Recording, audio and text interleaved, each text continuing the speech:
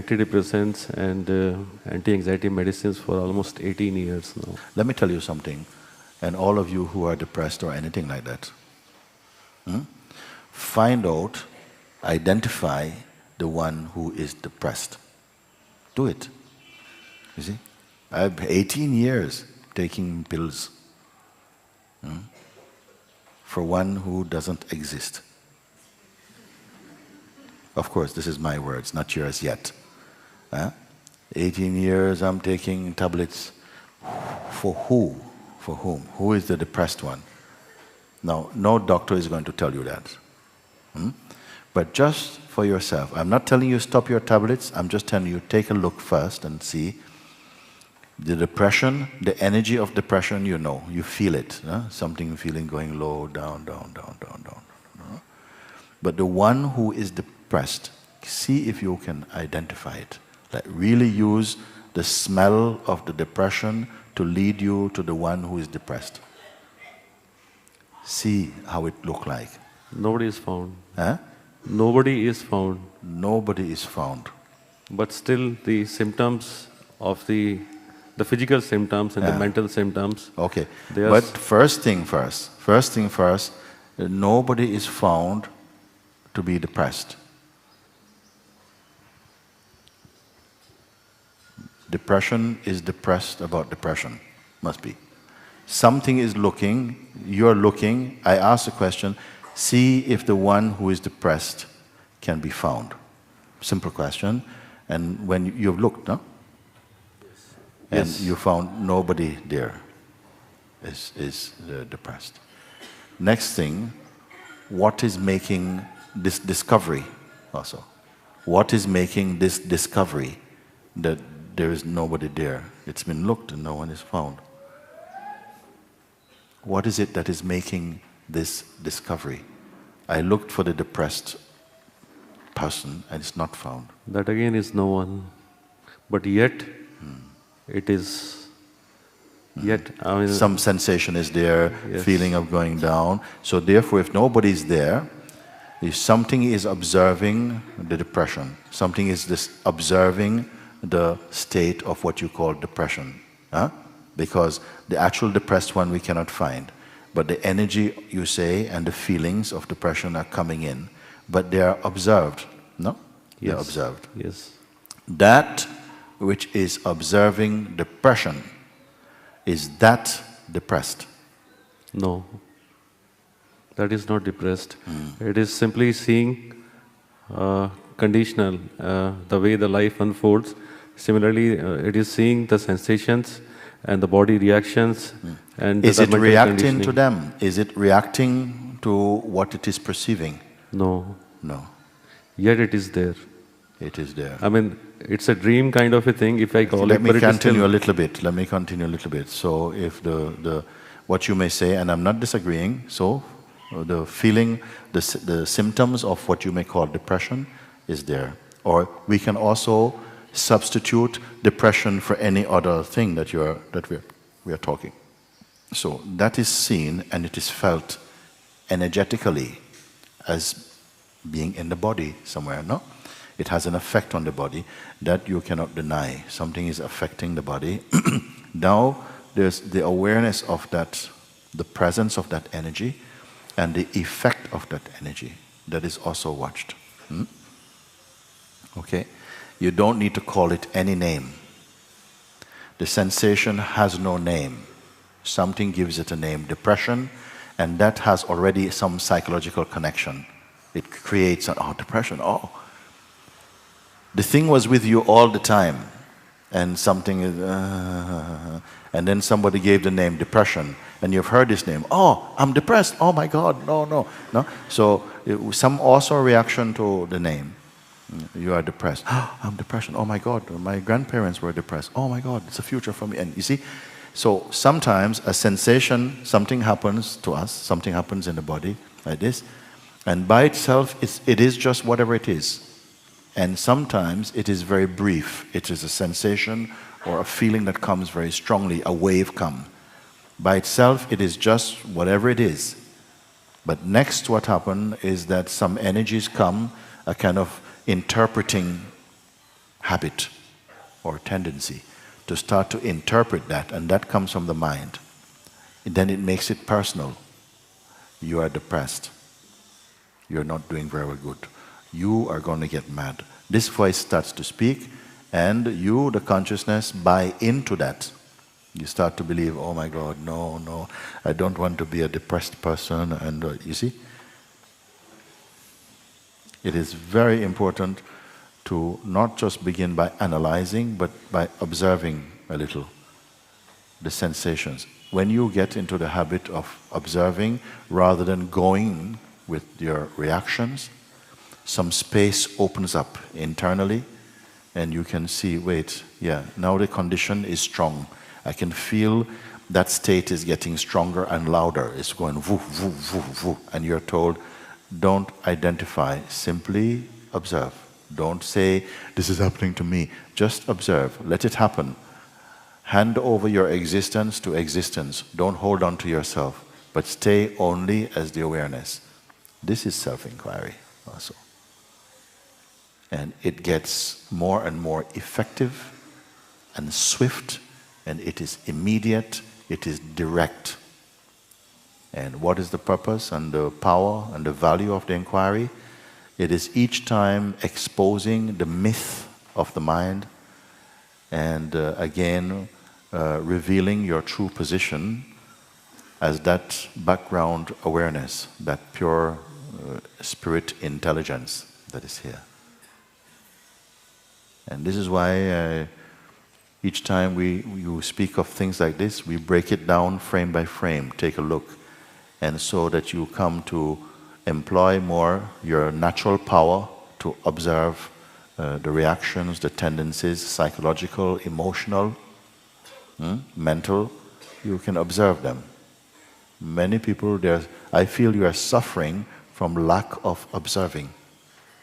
Too much, like a reflex, we are in and busy, identified with a state which was naturally going to change in a while. But because you identify, it seems to stay longer, it becomes much more empowered by your identifying with it. Identifying with anything is the craziest thing we can do. It is empowering illusions and delusions to identify, while at the same time you have the capacity and the power to observe with equal power, with equal focus. The need to identify is not real, it's not true, it's just habit. No one has pointed to us that it is not a fact that you must identify that this is happening to me. You don't need to identify in order to perceive clearly. In fact, when we identify personally with any experience, it blinds us. It robs you of the space to observe more. And so your inner spaciousness becomes claustrophobic. If we learn even this simple thing, observe this very simple thing, then already, you see, you'll find that even the notion of depression begins to leave you. At present, you have embraced a concept, you have embraced a reading about yourself, and you're also suffering from that concept also. This is also the fear of losing oneself. Of losing oneself. Now, you tell me what it means. You tell me in your own words what it means, what you have just said, what it means. It is very strange. While I'm able to observe it in a very neutral way, everything from the position of nothingness, I think there is some identification. My another query is, I do not know how to function in the world, because the state of the nothingness and the emptiness, the breath, it slow stops, and then it is somebody like, who doesn't know swimming and is drowning. That kind of a state comes in. I'm going to die. And I know after this is an illusionary death. It's only notional fear. Yet the experience is so strong. Yes. You, the consciousness, believe this fear into existence and also supplying energy to it. You have believed it now. It's another trick. But you believe into it and you've believed it into existence. Your belief empowers it also. And perhaps there's a tendency, I don't know, because also one man who's been coming to satsang, and yesterday we met, he and his wife, we were going out and I saw them. And they said they come to say goodbye because they're leaving this morning to go back to Bangalore. And the wife is crying, so immediately I go to her. What is the problem, Amma? What is matter? She said, it's him. He's behaving very strange.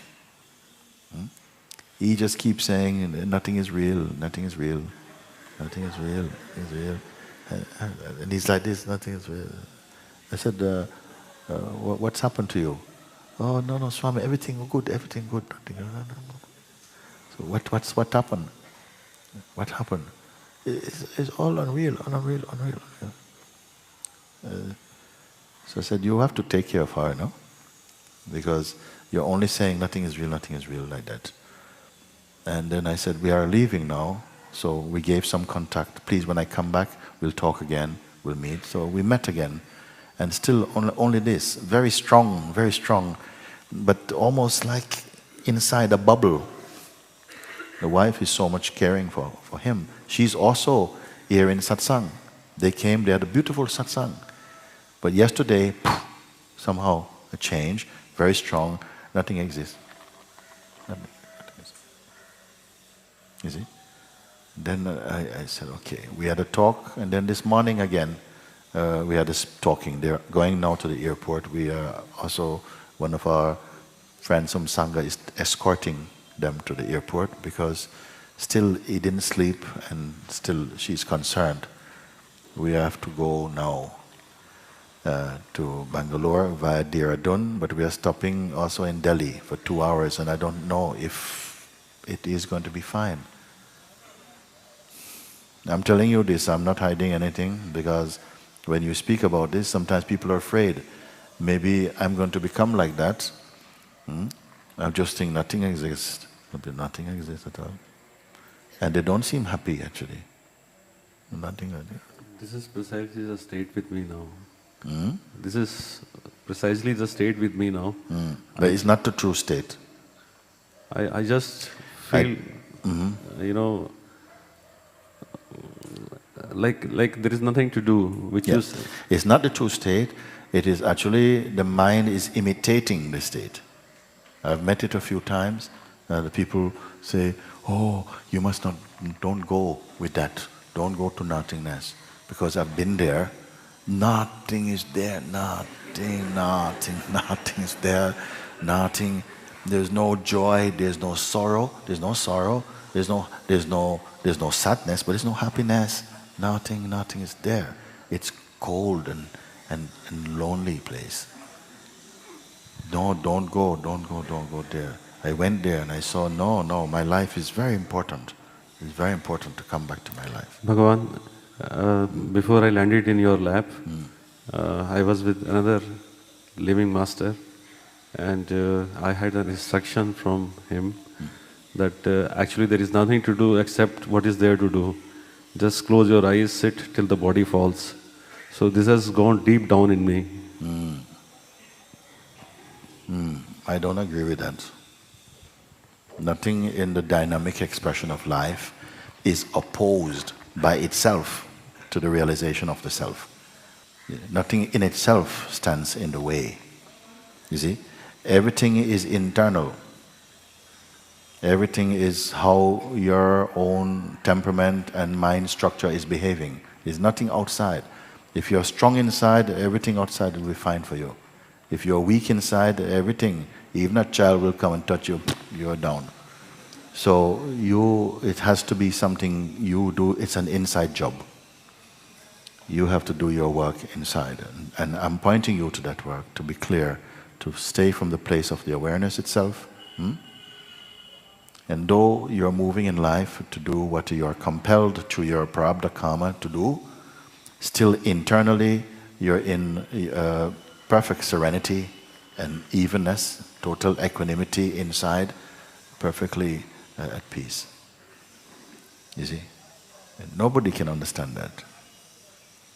Because we are so much, attached to the actions of the body and the senses, like you are the doer of them, but you are not the doer of them. You are not functioning your senses. They are functioning by themselves. You're not beating your heart, it's beating by itself. You're not breathing the air. You're not doing it. Something is doing it by itself. Even the thoughts, they are rising by themselves. You actually got very little to do. But the ego doesn't like that. It wants to do. How do we do? You see? So I don't feel that that was the correct advice. If you all just sit around all day waiting for your body to drop, what is that about? Babaji, all these things, the life is unfolding spontaneously, but the mind is still at rest. I mean, if there is no stimuli, then there are no thoughts also. So I want to know from this state how to come back into the world. I'm definitely not in the world. I want to know how to come back into the world. I was so natural before, and now I'm finding myself in a state where I was able to, in fact, put my mind into all the activities, and all this kind of awareness and other things were not there. So I was living a very natural life as per me. And then this, by the grace, of course, the consciousness wanted to know itself, and all these things happened. I landed in the lap of 3 masters, you being the third. And now I don't know how to go back to the same state earlier, where I was actually doing everything and I was not making any effort to remain conscious. So I'm making... Who is making effort to be conscious? Isn't consciousness already here? What do you mean you're making effort to be conscious? You mean effort to observe from the place of awareness itself? I would correct myself. It is the effort of turning inward and merging into self. That is the effort. So whenever... For someone like you, by now you should see that that also is dream. I have to speak it out like that, but you should see now. Yes, I do see. If your sadhana was authentic, you would have come to see that even that was needed for a while you were at a certain stage in your sadhana. But if you came through that, you will see that what is simply needs no technique, it needs no effort. I thought you understood in your heart that thing. Yes, I still do. That you more than understood it, that it was natural for you. I did not understand. You say, you understand it, but more than merely understanding it mentally or intellectually, but that it was the natural state for you. The natural state earlier was, like a corporate executive. Like a corporate? Like a corporate executive. What it mean? What it means is like, you are engaged all the time in the mindful activities. I see. And the one who has somehow merged, their mind is merged, you may say, in the awareness, they can do even that. They can be in the heart of some corporate activity, if that is their natural karma, or to move. And they will do it, but inside it will not disturb them. You see? Because they'll see that this is the activity of consciousness also, not of the person. They will not have any strong personal ambition or desire to do anything. But they may find that they're in that world, so to speak. It's not that when you're in the state of pure awakening, in the natural state, everybody is a priest. No, not like that. Someone has run a business, one has a family, one do this, one do that, in the outer expression of life, but inwardly, there's this, you're in the natural even state. But if it was a natural state for me, and if the sadhana was authentic, I should have gone through the experience of the oneness, which is still not there. I mean, I do see the consciousness at times. I see everything alive, sentient, insentient, everything alive. But this state does not remain for a long time. And then... What observes its momentariness? What observes its impermanence? You have to stop there and consider this, because something is slipping through the net, and an obviousness, and you're picking up the wrong conclusion. If you say, I can observe that the natural unfolding of the manifest world, everything in life is just happening by itself. It's happening. Even when we have a feeling that we are making it happening, that's also part of the great happening. If you see that, you've understood it in your heart with your entire being, then you say, at one point it stopped being like that. You see, it ended. Then I say, but what observed the ending of that state? You must look into that, you see. Is that a lesser state? Is that also ending? Is it not the same place you've been looking out from all the time, your deepest place of seeing? Are we together on this? Do you understand what I'm talking? Or are we on our own or what? Yeah. I seem to have come in the front of the consciousness rather than being at the back of it, like you say sometimes. So and this has become very, very strong. So I need your hug. See, yes, okay. I need your hug, cuddling. I need your blessings more than... You have that. I want to fuse with your energy. Huh? I want to fuse myself with your energy. You're externalizing things more now. Is it? Okay. Yeah, because like I say, you're aware of this, all of that. And now you're taking some shapes from your mind. You know, I need to do this, I need to do that. I am in front of consciousness rather than behind. You see? That's a foolish thing to say, actually. You can appear to be in your bodily existence, something is moving, and there's awareness immediately of that, and the awareness is not doing. So therefore, sometimes you feel, I am doing, but somehow I am not doing. Huh? I'm eating, but not eating. Walking, but not walking. And those who have understanding will know what you're talking. Huh? The people who have no understanding of this, they'll say, what kind of crazy thing you're talking? You're talking but not talking. What does it mean? Actually, it is strange. Both the things are existing together. Like I see you, still don't see you. But I do see you, I hear you. But I will not even remember what I'm asking. I will not even remember what you're talking. But I'm hearing you, yet I don't hear you. I mean, nothing registers as such. Nothing is retained. But both the things are existing together. You don't know what is retained, actually. You don't know what is retained. Kindly guide me. Some things are retained subconsciously, without your effort. Yes. You see?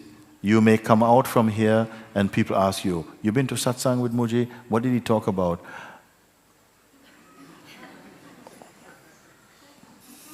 That is precisely what is happening. It does not mean that something has not entered into your being. It does not mean that. Because we're not in a classroom where you have to write notes about it necessarily. Somehow you're present. And in real satsang, it's not just to your mind. Sometimes it's a mind bypass. It's straight somehow. It is happening. Understanding is taking place in some deep way. But you cannot verbalize what that is also sometimes, isn't it? So don't worry for that. Babaji, thank you so much. Okay. Thank you so much. Okay. Thank you.